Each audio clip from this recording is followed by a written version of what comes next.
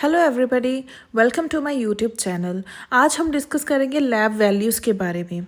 सबसे पहले हम ये बताते हैं कि लैब वैल्यूज़ इतनी इंपॉर्टेंट क्यों हैं। फॉर एग्जांपल हमें कोई भी केस हिस्ट्री मिल रही है, कोई भी हम केस स्टडी कर रहे हैं, ठीक है, किसी भी केस को स्टडी कर रहे हैं, उसकी टेस्ट रिपोर्ट्स को हम तभी इंटरप्रेट कर सकेंगे अगर हमें उनकी नॉर्मल वैल्यूज़ पता होगी। ठीक है, नॉर्मल वैल्यूज़ के बिना हम इंटरप्रेट नहीं कर पाते, तो नॉर्मल वैल्यूज़ जाननी बहुत इंपॉर्टेंट है। सेकेंडली, किसी भी मेडिकल एग्ज़ाम में डायरेक्ट क्वेश्चंस आ जाते हैं, सिंगल लाइन क्वेश्चन डायरेक्ट आ जाते हैं कि जी HB की नॉर्मल वैल्यू बताओ या WBC की नॉर्मल वैल्यू बताओ। तो अगर हमें ये चीज़ें पता होंगी तो हम इजीली टिक कर देंगे। ये बहुत स्कोरिंग है और बहुत इजीली हमारा जो रैंक है वो आगे आ सकता है एक एक मार्क से, इवन 0.5 मार्क्स से भी। ठीक है, तो कंपटीशन पॉइंट ऑफ व्यू से भी लैब वैल्यूज़ बहुत इंपॉर्टेंट है। Now without wasting any time हम डिस्कस करते हैं लैब वैल्यूज़ के बारे में। सबसे पहले हम डिस्कस करते हैं इलेक्ट्रोलाइट लेवल्स के बारे में। इलेक्ट्रोलाइट्स वो मिनरल्स होते हैं जिनमें चार्ज पार्टिकल्स होते हैं, जिनमें चार्ज होता है एक्चुअली। नॉर्मल इलेक्ट्रोलाइट्स कौन से हैं? Sodium, potassium chloride. ये तीनों इलेक्ट्रोलाइट्स बहुत ज़्यादा एग्जामिन होते हैं, ये तीनों इलेक्ट्रोलाइट्स। बाकी depending upon the patient condition बाकी इलेक्ट्रोलाइट्स के भी टेस्ट भेजे जाते हैं, जैसे कैल्शियम, फॉस्फोरस एंड मैग्नीशियम। इनको डिस्कस करने से पहले एक बात हम क्लैरिफाई कर दें कि जो लैब वैल्यूज़ है वो लैब टू लैब वेरी करती हैं। नॉर्मल रेंज की बात कर रहे हैं कि lab to lab normal values vary करती है, लेकिन इतना नहीं करती, वो आपस में रिलेटेड ही होती हैं। ठीक है, अब नॉर्मल वैल्यूज़ का हमें डायरेक्टली पता लग जाता है, बहुत ईजिली पता लग जाता है। ठीक है, नॉर्मल वैल्यू थोड़ी बहुत वेरी करती है लेकिन इतनी ज़्यादा नहीं है, वो आपस में मतलब आसपास ही होती हैं, रेंज सेम ही होती है ऑलमोस्ट। ठीक है, देन हम सबसे पहले बात करते हैं सीरम सोडियम लेवल की। सीरम सोडियम लेवल नॉर्मल है 135 to 145 milliequivalent per litre. जब भी हम किसी भी इलेक्ट्रोलाइट की या किसी और चीज़ की भी नॉर्मल वैल्यू याद करें तो इसके साथ हमें यूनिट्स भी याद करने पड़ेंगे। जितने यूनिट्स हैं उसके यूनिट्स का खास ध्यान रखना पड़ेगा। समटाइम्स MCQs में क्या होता है, यूनिट्स चेंज कर देते हैं। ठीक है, तो इस चीज़ का खास ध्यान रखना है कि यूनिट क्या है। जैसे सीरम सोडियम का यूनिट क्या है? मिली इक्विवेलेंट पर लीटर। ठीक है, तो इस चीज़ का यूनिट्स भी साथ में याद करने हैं। और जो लैब वैल्यूज़ हैं वो हमें डेली रिवाइज करनी पड़ेंगी। ठीक है, डेली रिवाइज करके, चाहे आप अपने रूम में कोई भी चार्ट बना के उस पर लिख के डेली सुबह उठ के उसको रिवाइज कर सकते हो। डेली अगर आप जब भी मतलब रूम में फ्री बैठे हो या डेली सुबह उठ के जब आप उसको रिवाइज करोगे तो आपको वो टिप्स पे हो जाएंगी। वो वैल्यू कोई भी है, चाहे वो फार्मा के ड्रग्स के नेम्स याद कर रहे हो या कुछ भी याद कर रहे हो, आप जस्ट अपने रूम पे लिख के लगा लो किसी भी वॉल पे, और जब भी आइडियल बैठे हुए हो या सुबह उठते हो तो उसको पढ़ो और वो आपको बहुत इजीली याद हो जाएंगी। ठीक है, तो सबसे पहले हम बात करते हैं सीरम सोडियम की। सीरम सोडियम है 135 to 145 milliequivalent per litre. Then serum potassium 3.5 to 5.5 milliequivalent per litre. Serum chloride 96 to 109 milliequivalent per litre. Serum calcium, अभी देखो कैल्शियम की यूनिट क्या है? Milligram per decilitre. तो units main है, units को भी साथ में याद करना है नॉर्मल वैल्यूज़ के। ठीक है, सीरम कैल्शियम कितना होता है हमारा? 8.5 to 10.5 milligram per decilitre. Serum phosphorus 3 to 4.5 milligram per decilitre. Serum magnesium 1.4 to 2.1 milliequivalent per litre. Right, तो ये हो गए हमारे नॉर्मल इलेक्ट्रोलाइट्स। ओके, नेक्स्ट हम बात करते हैं ब्लड शुगर लेवल की। अगर आप किसी भी मेडिसिन वार्ड में हो या ICU में हो, कहीं भी काम कर रहे हो, चाहे आप न्यूनेट्स के साथ डील कर रहे हो या एडल्ट पेशेंट्स के साथ डील कर रहे हो, उसमें ब्लड शुगर लेवल मेजर करना बहुत इंपॉर्टेंट है। कई बार क्या होता है ना कि पेशेंट डायबिटिक होता है, उस वजह से उसकी RBS या FBS चेक करनी पड़ती है। बट समटाइम क्या होता है, कुछ मेडिसिन्स जो होती हैं पेशेंट को चल रही होती है, वो मेडिसिन्स भी ब्लड शुगर लेवल को वेरी कर देती हैं, तो उस टाइम भी हमें वो चेक करनी पड़ती है। ठीक है, तो ब्लड शुगर लेवल चेक करना भी बहुत इंपॉर्टेंट है। अभी ब्लड शुगर लेवल कितनी टाइप्स का है? काफ़ी टाइप्स का है। सबसे पहले फास्टिंग ब्लड शुगर लेवल आता है। फास्टिंग का मतलब है कि पेशेंट फास्टिंग फेज में है। फास्टिंग मीन्स पेशेंट नील पर ओरल है, लास्ट 10 से 12 घंटे से पेशेंट खाली पेट है, पेशेंट ने कुछ नहीं खाया, उस टाइम पे जो शुगर चेक होती है उसको फास्टिंग ब्लड शुगर बोलती है। और नॉर्मल कितनी होती है? 70 to 110 milligram per decilitre.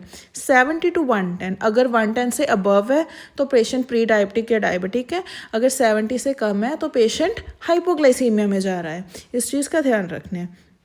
Second sugar कौन सी चेक करते हैं हम? रैंडम। समटाइम्स क्या होता है, पेशेंट ने कुछ खा लिया, हमारे पास आ रहा है पेशेंट, उसको कोई दिक्कत आ रही है या हमने वैसे ही उसकी आरबीएस चेक करनी है, तो क्या है? RBS is random blood sugar. तो रैंडमली जब हम चेक करते हैं उसको रैंडम बोलते हैं, मतलब कभी भी चेक कर लो। तो इसकी नॉर्मल रेंज भी ज़्यादा होगी ना। नॉर्मल रैंडम ब्लड शुगर कितनी है? 110 to 180 मिलीग्राम पर डेसीलीटर। फिर उसके बाद हम कहते हैं प्री डायबिटीज़। अगर कोई भी पेशेंट फास्टिंग पे है, अगर उसकी फास्टिंग ब्लड शुगर 126 है या उससे ज़्यादा आ रही है, that means patient pre diabetic है। और अगर फास्टिंग ब्लड शुगर 200 से ज़्यादा आ रही है, दैट मीन्स पेशेंट डायबिटिक है। ठीक है, तो प्री डायबिटीज़ हम फास्टिंग के मायनों से बता रहे हैं कि अगर एफबीएस पेशेंट की 126 से अबव है तो पेशेंट प्री डायबिटिक है। Pre diabetic means at risk of diabetes. ठीक है, अगर उसकी ब्लड शुगर कंट्रोल में नहीं होगी तो वो डायबिटिक भी हो सकता है। अगर वो अभी कंट्रोल कर लेगा तो ये रिवर्स भी हो सकती है। Pre diabetes can be reversed back. ठीक है, इसलिए इसको प्री डायबिटिक कहते हैं। Okay, then post prandial blood sugar. Post prandial का मतलब होता है खाना खाने के 2 घंटे बाद जब ब्लड शुगर लेवल का टेस्ट होता है, उसको बोलते हैं पोस्ट प्रांडियल। ठीक है, तो ये कितनी होनी चाहिए? Normal below 140। अगर किसी भी पेशेंट की हम ब्लड शुगर टेस्ट कर रहे हैं, उसने 2 घंटे पहले खाना खाया था, 2 घंटे बाद हम चेक कर रहे हैं, अगर तो 140 के नीचे है पेशेंट इज़ ओके, पेशेंट को कोई दिक्कत नहीं है। अगर 140 के अबव आ रही है, patient can be diabetic. Okay, तो इस चीज़ का ध्यान रखना है। अभी ब्लड शुगर लेवल से ही रिलेटेड एक और टेस्ट है जिसको हम बोलते हैं HbA1c। HbA1c टेस्ट है। इस टेस्ट में क्या होता है कि लास्ट 90 डेज़ में जो हमारा ब्लड शुगर लेवल है, ठीक है, कितना आया लास्ट 90 डेज़ में, क्या हमारी जो ब्लड शुगर है वो अंडर कंट्रोल थी या नहीं थी। अगर ये चेक करना हो तो ये टेस्ट जो है वो इम्पॉर्टेंट है, HbA1c टेस्ट है। ठीक है, ये मोस्टली डायबिटिक पेशेंट्स में होता है HbA1c। ये चेक करने के लिए कि वेदर वो अपने डाइट का ध्यान रख रहे हैं, प्रॉपर मेडिसिन या इंजेक्शंस ले रहे हैं, और लास्ट 90 डेज़ में क्या उनका जो ब्लड शुगर लेवल है वो प्रॉपर था या नहीं था। ठीक है, तो नॉर्मली क्या होता है, अगर कोई भी नॉर्मल ह्यूमन बीइंग अपने टेस्ट कराएंगे तो कितना होगा? 5.9% से कम होगा नॉर्मल HbA1c। ठीक है, अगर कोई पेशेंट प्री डायबिटिक है, प्री डायबिटिक कितना होता है? 5.9 to 6.4%। ठीक है, अगर डायबिटिक है, डायबिटिक कितने होते हैं? 6.5% से अबव अगर किसका HbA1c आ रहा है तो वो क्या है? वो डायबिटिक है। ठीक है, नेक्स्ट हम बात करते हैं ब्लड गैस एनालिसिस। आईसीयूज़ में अभी जो लोग आईसीयू में ड्यूटी करते हैं उनको ये चीज़ पता होगी कि वहाँ पे एबीजी बहुत ज़्यादा की जाती है, एबीजी भी और वीबीजी भी, बट एबीजी मोस्ट कॉमनली होती है। ब्लड गैस का एनालिसिस वो आर्टीरियल का भी हो सकता है, वीनस का भी हो सकता है। हम यहाँ पे आर्टीरियल की बात कर रहे हैं। ठीक है, ब्लड गैस एनालिसिस में सबसे पहले बात कर रहे हैं ब्लड के पीएच की। नॉर्मल ब्लड पीएच कितनी होती है? 7.35 to 7.45, ये नॉर्मल ब्लड पीएच है। अच्छा, ब्लड गैस एनालिसिस करनी ही क्यों है? ये पता करवाने के लिए कि पेशेंट अल्केलोसिस में जा रहा है या एसिडोसिस में जा रहा है। ठीक है, और उस अकॉर्डिंग फिर उसको ट्रीटमेंट दिया जाता है। So first of all blood pH कितनी होती है? 7.35 to 7.45, right. Secondly partial pressure carbon dioxide का ब्लड में कितना होना चाहिए? 35 to 45 mmHg। ये CO2 का, क्योंकि CO2 तो कम ही होनी चाहिए ना, आर्टीरियल ब्लड है वो, आर्टीरियल ब्लड में ऑक्सीजन ज़्यादा होगी। ठीक है, तो CO2 कितनी होनी चाहिए? 35 to 45 mmHg। अगर 45 से ज़्यादा आ रही है दैट मीन्स पेशेंट के ब्लड में कार्बन डाइऑक्साइड ज़्यादा है और उस अकॉर्डिंग फिर इंटरवेंशंस ली जाती हैं। ठीक है, सेकेंडली पार्शियल प्रेशर ऑक्सीजन का कितना होना चाहिए?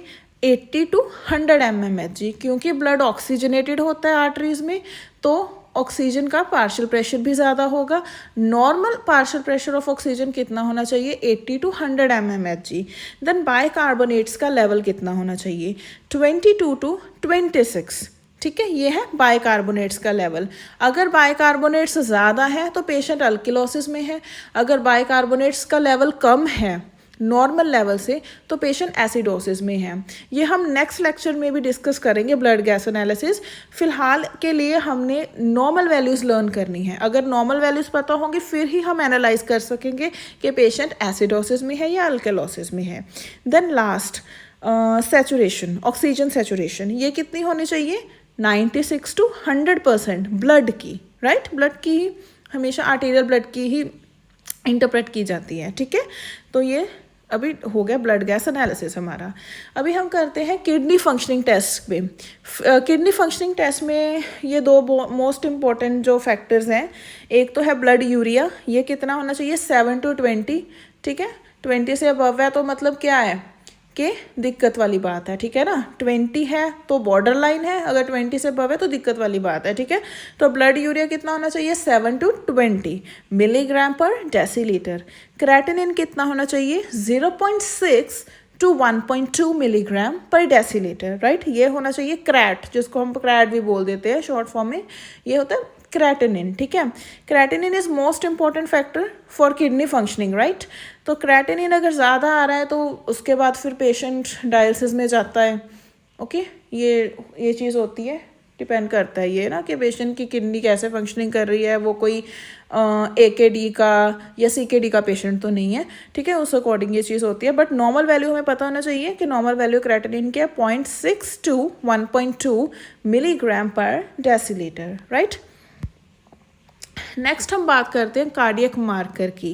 कार्डियक मार्कर ये जो होते हैं ना, ये एक टेस्ट होते हैं, इसमें कई टेस्ट आ जाते हैं। ये हार्ट के टेस्ट होते हैं, हार्ट की फंक्शनिंग को चेक करने के लिए कि हार्ट कैसे फंक्शन कर रहा है, कोई प्रॉब्लम तो नहीं है हार्ट में, कोई इंजरी तो नहीं है, MI तो नहीं है। MI में भी टेस्ट होते हैं ये, ठीक है। या हार्ट फेलियर में तो नहीं जा रहा पेशेंट।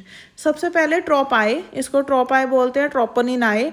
इसकी नॉर्मल वैल्यू कितनी होती है? 0.04 नैनोग्राम पर ml, राइट? ट्रोपोनिन T, इसकी कितनी होती है? 0.01 नैनोग्राम पर ml। CPK-MB की कितनी होती है? 0.5 नैनोग्राम पर ml। तो ये हमें लर्न करने पड़ेंगे। मायोग्लोबिन की कितनी वैल्यू होती है? 70 to 85 नैनोग्राम पर ml। ये नॉर्मल वैल्यू है 70 to 85। अगर इससे अबव आ रही है दैट मीन्स पेशेंट में कहीं कार्डियक इंजरी हुई है, ठीक है, तभी कार्डियक मसल्स टूटे और मायोग्लोबिन की वैल्यू इतनी आ रही है। देन ब्रेन नाइट्रियूरेटिक पेप्टाइड, ठीक है, इसकी कितनी वैल्यू होती है? 100 पाइकोग्राम पर ml से अबव, ठीक है। अगर अबव है, सॉरी, अगर 100 से अबव है that means patient heart failure में जा रहा है, तो 100 से बिलो होनी चाहिए, राइट? बिलो 100, ठीक है, ये होता है। अभी नेक्स्ट हम बात करते हैं मोस्ट कॉमनली जो टेस्ट सभी का किया जाता है। अगर आप फीवर से भी जाओगे, ठीक है, तो आपको ये डॉक्टर टेस्ट लिख देंगे, ये इसको बोलते हैं CBC, कंप्लीट ब्लड काउंट, ठीक है। मोस्ट कॉमन टेस्ट होता है ये। सो CBC में ये सभी ने करवाया ही होगा कभी ना कभी, जब हम बीमार होते हैं तो डायरेक्टली हम ये टेस्ट करवा लेते हैं, बिना प्रिस्क्रिप्शन में भी समटाइम हम ये टेस्ट करवा लेते हैं, ठीक है। CBC, complete blood count. इसमें सबसे पहले हम बात करेंगे HB की।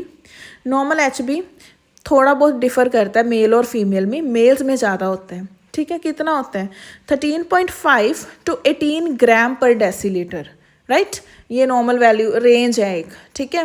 13.5 to 18 ग्राम पर डेसीलीटर मेल्स में होता है, फीमेल्स में 11.5 to 16 ग्राम पर डेसीलीटर।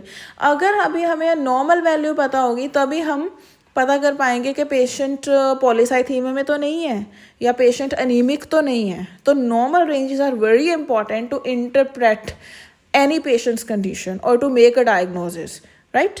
देन सेकेंडली हम बात करेंगे WBC की, इसको बोलते हैं वाइट ब्लड काउंट। नॉर्मल कितना होता है? 4000 to 11000, ये नॉर्मल होते हैं। तो कई बार क्वेश्चन आ जाता है कि पेशेंट के WBC काउंट इतना है, सपोज 20,000 है, ठीक है, तो उसमें क्या है? पेशेंट को इन्फेक्शन है, इसलिए WBC काउंट बढ़ा, ठीक है। तो इस चीज़ का ध्यान रखना है, हमें नॉर्मल वैल्यू पता होनी चाहिए, राइट? अगर 11,000 है तो बॉर्डर लाइन है, अगर उससे अबव आ रहा है तो पेशेंट को इन्फेक्शन है, ठीक है। देन RBC, RBCs कितने होने चाहिए मेल्स में? 4.7 to 6.1 million right per microlitre, and females में कितने होने चाहिए 4.2 to 5.4 million right. Then haematocrit level, haematocrit males और फीमेल्स में डिफर करता है, ठीक है ना। एचबी भी डिफर करता है, आरबीसी भी करेगा तो हिमेटोक्रिट भी करेगा। हिमेटोक्रिट की कंसंट्रेशन कितनी होनी चाहिए भाई मेल्स में 40 to 52% एंड फीमेल्स में कितनी होती है 36% to 48% राइट।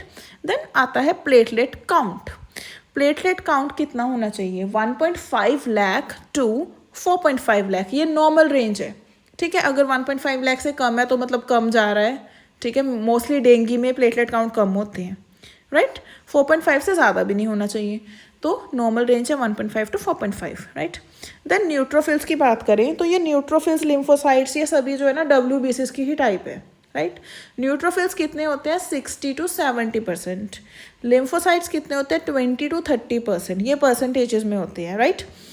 मोनोसाइट्स कितने होते हैं 2 to 8%, normal 2 to 8% monocyte, lymphocyte 20 to 30%, neutrophil 60 to 70%, eosinophil 1% to 6% normal, basophils less than 1% right. अगर ये बढ़ रहे हैं, सपोज करो पेशेंट की रिपोर्ट में ये वैल्यूज़ ज़्यादा आ रही हैं, दैट मीन्स पेशेंट को इन्फेक्शन है और ये सेल्स उस इन्फेक्शन के साथ लड़ रहे हैं राइट। तो ये सारी हमारी नॉर्मल लैब वैल्यूज़ थी। आई होप ये आपको इजीली लर्न हो जाएंगी और ये वीडियो आपके लिए बहुत हेल्पफुल रहेगी, ये कम्पिटिटिव एग्ज़ाम्स में बहुत हेल्पफुल रहेगी आपके लिए। All the best for your preparation for the exams. I hope ये वीडियो आपके लिए बहुत अच्छी रहे और प्लीज़ इसको लाइक और सब्सक्राइब ज़रूर करना। अभी हम मिलेंगे नेक्स्ट वीडियो में किसी और नए टॉपिक के साथ। Thank you.